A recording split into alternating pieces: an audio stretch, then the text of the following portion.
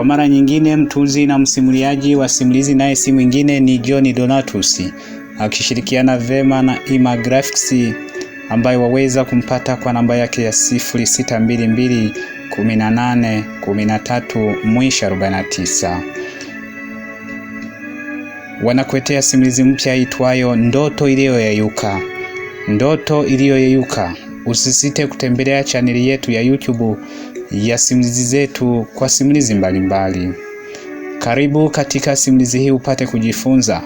Kwa maoni ama mapendekezo usisite kunitumia ujumbe mfupi au kunipigia kwa simu ya namba ya mkononi ya 0757065155.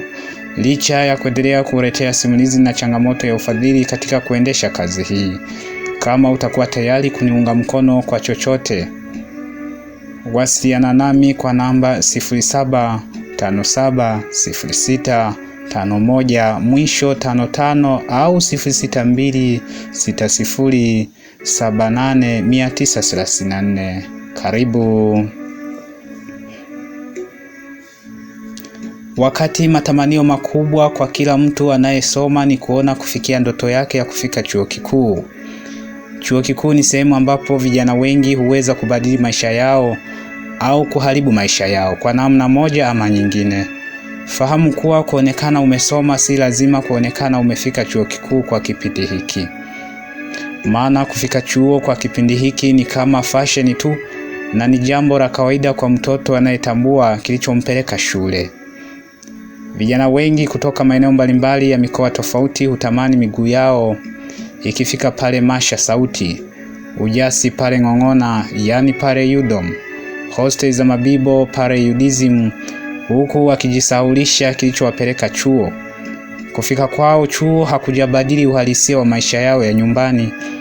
Wanajisaulisha kuwa ni watoto wa maskini, pengine walihusika kusababisha umaskini huo kipindi wanasoma kidato cha 5 na kidato cha 6. Nikukumbushe kuwa wakati unasoma kidato cha 6, ulitaka uonekane kwa wanafunzi wenzio, ukawa unapiga simu nyingi ukiomba pesa ili ukale vizuri kantini, hasa zile siku za kande na ugali mchana na jioni. Uliwafanya wazazi wako kuuza mashamba, kuuza viwanja, wakakopa mikopo kwenye vikoba na kwenye Mpawa, hata kwenye Songesha, na wakati mwingine ulichangiwa nauli kutoka kwa wanafamilia au ukoo mzima uliokusanyika. Lakini wanajisaulisha haya yote kisa kufika mwaka wa kwanza. Mnakosea wadogo zangu. Niwaambie hakuna marefu yasiyo na ncha. Mnajisaulisha kuwa miaka 3 ya chuo ni sawa na mwaka 1 na miezi 6. Nisikilize mwanangu katika simulizi hii ya Ndoto Iliyoyeyuka. Mtunzi ni mimi John Donatus. Ukweli ni kwamba mwaka wa kwanza unakuwa huelewi lolote kuhusu maisha ya chuo. Hapa unakuwa unaendeshwa tu na mwaka wa pili au mwaka wa 3. Na ndio maana hapa wengi utapeliwa pesa zao za boom. Wengi hubebeshwa mwimba wakiwa mwaka wa kwanza, kwani hawaelewi nini maana ya mahusiano ya chuo. Hapa pia wengi hufukuzwa chuo kwa sababu mbalimbali, zikiwemo kukosa mijarabu, tamlini ama kuwa na ufaulu ulio chini ya wastani. Na mwaka wa pili ni mwaka ambao unapata ufahamu kuwa nini maana ya chuo. Unatambua kumbe chuo sio sehemu ya kusuka mitindo mbalimbali, kuiga maisha ya watu, kutembea mikoa mbalimbali, kutumia muda mwingi katika anasa, kusahau ulikotoka na kudanganya watu umetokea mikoa fulani, ili hali roho yako inakwambia acha kusema uongo. Kunywa pombe na kusumbua wanarumu. Mwaka wa pili unaanza kuona hela ya matumizi unayopewa kwa siku unaiona ni ndogo. Kwani hapa unaweza ukakuta kaka ana binti wa mwaka wa kwanza, wa mwaka wa pili na wa mwaka wa 3, na hawa wote wanategemea hiyo hela ya mkopo. Na mwaka wa mwisho ni mwaka asilimia nyingi za akili ya wanafunzi zinahamia maisha ya mtaani.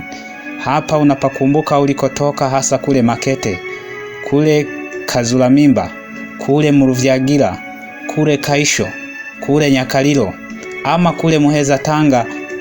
Unawaza namna unavyoenda kubadili digrii kuwa maisha. Unaanza kuwaza kutenda kama Yesu aliyebadili damu kuwa divai. basi na wewe unaweza kubadili degree kuwa maisha. Usiwaze tu, jua kuwa hakuna uhusiano wa mafanikio au maisha ya mtaani na elimu. Hivyo ndivyo ilivyo. Na elimu si makaratasi, bali elimu ni kile kinachobakia baada ya kuondoa kile ulichokisoma. Na ndio maana ili ufanikiwe ukiwa na degree, weka degree yako pembeni, halafu ndio uanze kupiga kazi. Usiogope kaanzie harakati ambako hawajui kuwa umesoma. Huko utafanya kazi kwa amani bila wasiwasi. Na ndio maana wahitimu wengi hawapendi kurudi nyumbani. Ukiwapita watu hapo karibu na chuo, usiwatukane kinasi na kuwabeza, maana wao wana elimu tayari na mitaji. Usiwaone wanachoma chipsi, usiwaone wanaendesha bodaboda, usiwaone wana stationery, usiwaone wana migahawa, usiwaone wanauza vichwa vya kuku pamoja na miguu, usiwaone wanauza mihogo, usiwaone wanauza matunda na mashuka huko bwenini ukawachukulia poa. Maisha yana siri nzito, maisha hayana formula. Ukitaka kujua ukweli, muulize mhusika mwenyewe. Ukisikia usiolijua ni kama usiku wa giza, na hiyo ndio maana yake. Ondoa hofu, wewe si wa kwanza kuhitimu. Kwani ufahamu kuwa degree mtaani zimetapakaa na zenye ufaulu mkubwa kuliko hata wa kwako. Bahati mbaya hata aliyekushauri ukasomee fakati fulani hajui hata implication yake. Sikiliza kisa cha Isabila aliyefika chuo na kujisahau kilichompeleka chuo. Karibu. Isabila alipofika chuo kikuu fulani, alijiona binti pekee mzuri kuliko mabinti wengine, ila mwonekano wake ulisadifu weusi aliozaliwa nao, ulioshindana na vipodozi alivyovitumia. Mondoko wake ulikuwa wa kubenua kiuno kana kwamba alifanya mashindano ya kutingisha makalio. Hali hii iliwauma vijana wengi ambao muda mwingi aliwaambia kuwa si wa hadhi yao. Ni kweli, alikuwa sahihi, kwa maana yeye alikuwa msichana na wao walikuwa wavulana. Alitumia muda kwa mambo yake binafsi, ikiwemo kukutana na watu vigogo, hasa wenye nyadhifa za juu serikalini na kwenye sekta binafsi. Maskini ya Mungu akasahau kuwa wazazi wake ni maskini, hawana chochote na kila kitu kimeishia kwake. Kibaya zaidi, akasahau kwao, tena kijijini, tena kule ndani. Hapo pole kwetu tuliozaliwa kule vijijini. Ila hata iwe porini, wanasema east or west, home is the best. Lakini Isabila hakujali, kamwe hakutilia manani lilompeleka chuo. Akatembelea msemo wa chuo bata, akasahau vitabu. Isabila hakuonekana kwenye mihadhara wala kwenye vimbweta. Alikumbuka vitabu vyake pale testi zipo karibia, na hapa kila mmoja aliyesoma naye alimuona mwema, ili warau kwenye mtihani aje ampe nafasi ya kuvuta shingo. Kweli kama sikuelewa kwa nini chuo waliweka maswali ya machaguo, au ndio maana tunafanyiwa usaili ili tupate kazi? Isabila alipita kwa semester ya kwanza, mwaka wa kwanza wa kuchechemea, akiwa na GPA ya 2.0. Lakini raha zilimtawala, akawa ni wa kusafiri kwenda mikoa kisa kufuata wanaume. Hapa mitihani ilimpita na majaribio yalimpita, huko akijipa matumaini ya kupiga Kiswahili kwa wakufunzi ili wampatie majaribio hayo, lakini Kiswahili chake kilikosa ushahidi mbele ya wakufunzi hao. Isabila hakujali mwili wake ushanukia perfume za wanaume za watu, maana aliyekula hawezi kuacha kula. Naye aliendelea kula tena bila kuchukua tahadhari, akisubiri pengine msamaha wa seneti ya chuo. Muda huo alishatoka kuishi hostel za chuo. Kwanza alizibeza na kuwabeza waliokuwa wakiishi humo kuwa yeye sio njiti ya kiberiti kukaa kwenye boksi. Yaani chumba cha hosteli za chuo kilifananishwa na ganda la kiberiti. Hakuwa na rafiki tena, marafiki zake walikuwa ni wanaume wenye magari ya kifahari, maana yeye mwenyewe alikuwa shangingi. Pole wale mtumiao dawa za kuongeza viuno ili warau upate cha kuonesha kwa wanaume upitapo mbele yao. Ukisikia kifo cha nyani mti uteleza, Basi wanaume wote waliocheza mpira na Isabila walifunga goli lililoleta utata kujua ni goli la nani, maana kila mmoja alihusika kuupiga mpira kwa nyakati tofauti. Kibaya zaidi si goli liliingia na kuchana nyavu. Wakati huo waamuzi wa VAR wakishindwa kung'amua utata wa goli hilo. Kwa lugha nyepesi, Isabila alikuwa amepata ujauzito ambao hakujua ulikuwa ujauzito wa nani, na alikuwa ameambukizwa virusi vya ukimwi. Alijua hayo baada ya kuona anapungua mwili na kwenda kufanya vipimo pale General. Kipindi cha corona, hayati JPM alisema hofu inaua. Kweli inaua, tena vibaya. Isabila ujanja wote uliishia mfukoni.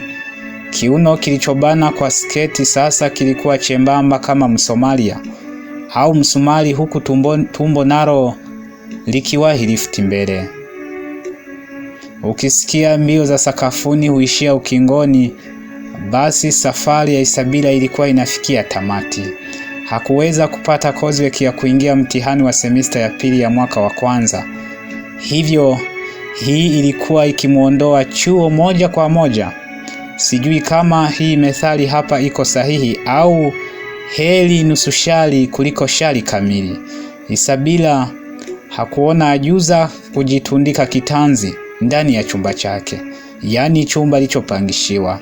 Akaona ni heri atangulie mbele ya safari, kwani kwake aliona amevipiga vita na kumaliza mwendo. Akajitoa uhai wake na uhai wa mtoto tumboni, huku chuo nacho akidisko. Mfumo jamani, haujui kwamba mtu alishafariki.